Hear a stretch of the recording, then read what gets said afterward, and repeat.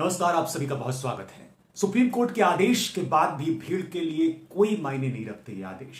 भीड़ छोड़िए, कानून के जो पालनहार हैं उनके लिए भी आदेश मायने नहीं रखते शायद। और यही वजह है कि आज मैं जिस मुद्दे पर बात करने वाला हूं, जो खबर आपको दिखाने जा रहा हूं, वो हो रही है और उस पर कोई संज्ञान नहीं लिया जा रहा। खबर हैरान करने वाली है, ध्यान से सुनिए। महाराष्ट्र में गोमांस के नाम पर लोगों की पीट पीट कर हत्या कर दी गई और इस हत्या के मामले में एक मामला नहीं है, एक महीने में 2 मामले सामने आए। इन घटनाओं को रोकने के लिए सुप्रीम कोर्ट ने 2018 में, आपको याद होगा कि दिशा निर्देश जारी किए थे, लेकिन मॉब लिंचिंग रुक नहीं रही। सवाल है कि आखिर क्यों नहीं रुक रही। क्यों का जवाब जानने के लिए आपको थोड़ी सी और पड़ताल करनी होगी। क्या हुआ है ये जान लेते हैं पहले। महाराष्ट्र में गोमांस ले जाने के शक में किसी की पीट पीट कर हत्या कर देने का एक और मामला सामने आया है और यह राज्य में एक ही महीने में इस तरह की घटनाओं में दूसरी हत्या है। अगर आप मीडिया रिपोर्ट्स को देखें तो उसमें आप पाएंगे कि शनिवार 24 जून को 32 साल के अफान अब्दुल माजिद अंसारी अपने एक दोस्त नासिर हुसैन शेख के साथ एक गाड़ी में मांस लेकर मुंबई जा रहे थे। रास्ते में नासिक ग्रामीण जिले में करीब 15 लोगों के एक ग्रुप ने उन्हें रोका और फिर डंडों और लोहे की छड़ों से पीटना शुरू कर दिया। बुरी तरह पीटा। एक इलाका और उसमें 2 घटनाएं हुई। घटना की जानकारी मिलने पर पुलिस जब वहां पहुंची तो अंसारी और शेख बुरी तरह से जख्मी थे। उनकी हालत बुरी थी, लहू रिस रहा था, लेकिन बाद में अस्पताल में अंसारी की मौत हो गई।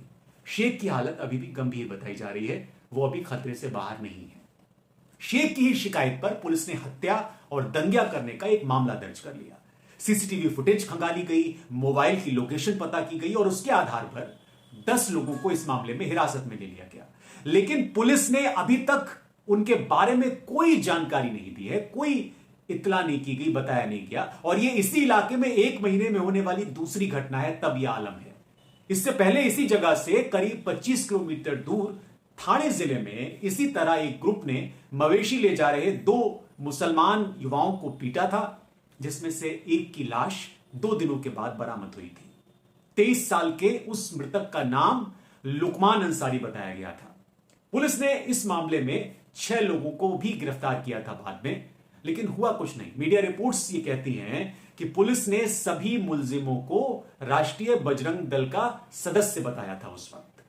पिछले कुछ सालों में देश के कई राज्यों में, सिर्फ महाराष्ट्र में नहीं, कई राज्यों में गोमांस के नाम पर इसी तरह लोगों को मार दिया जाता है और इस तरह की कई घटनाएं सामने आई हैं। जब बहुत सारी घटनाएं आई तो सुप्रीम कोर्ट ने इस पर दिशा निर्देश 2018 में, आपको याद होगा, कि जारी किए थे और इस तरह की हिंसा को रोकने के लिए यह कहा गया था, जब एक याचिका इसके खिलाफ दायर की गई तो उस पर फैसला सुप्रीम कोर्ट ने सुनाया था और कहा था कि सभी राज्य जो विस्तृत दिशा निर्देश हैं उसको फॉलो करें। इनमें इस तरह के मामलों पर तेज गति से अदालतों में सुनवाई, हर जिले में पुलिस के लिए एक विशेष दस्ते का गठन, ज्यादा मामले वाले जो इलाके हैं वहां पर पहचान करके भीड़ भाड़ के खिलाफ रेडियो, टीवी और दूसरे जो संवाद माध्यम है उनके जरिए जागरूकता कार्यक्रम चलाए जाएं। ये तमाम दिशा निर्देश जारी किए गए थे, लेकिन कुछ नहीं होता। इसके अलावा सुप्रीम कोर्ट ने संसद से भी अपील की थी इस मामले में कि वो इस तरह की हिंसा के खिलाफ एक नया कानून लेकर आए, लेकिन केंद्र सरकार की तरफ से अभी तक ऐसी कोई पहल नहीं की गई है, कोई कानून नहीं बनाया गया। इससे पहले पिछले कुछ सालों में झारखंड में, उत्तर प्रदेश में, बिहार में, उत्तराखंड में, जम्मू में और कश्मीर जैसे कई राज्यों में इस तरह की हत्याएं हो चुकी हैं।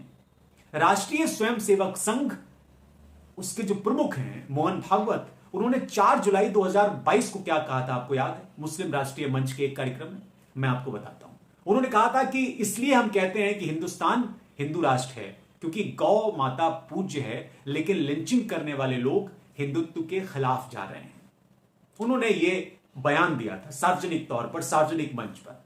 लेकिन फिर भी यह इत्तेफाक नहीं हो सकता कि जितनी भी इस तरह की हत्याएं होती हैं उसमें जब आरोपी पकड़े जाते हैं तो उनका कनेक्शन किसी इसी तरह के हिंदूवादी, अति हिंदूवादी संगठनों से होता है, चाहे वो बजरंग दल हो, चाहे वो युवा वाहिनी के लोग हों। और अब जो ये मामले महाराष्ट्र में 2 सामने आए, इसमें भी यही कहा जा रहा है, इसमें भी यही सवाल उठाए जा रहे हैं कि आखिर क्यों जांच नहीं की गई, क्यों छानबीन नहीं की गई। और सबसे बड़ा सवाल तो यह है कि ये मॉब लिंचिंग की घटनाएं इसलिए नहीं रुक रही क्योंकि सरकार इसको रोकना नहीं चाहती। अगर रोकना चाहती तो सुप्रीम कोर्ट के उस आदेश का पालन करती जिसमें यह कहा गया है कि संसद कानून बनाए इस तरह की घटनाओं के लिए।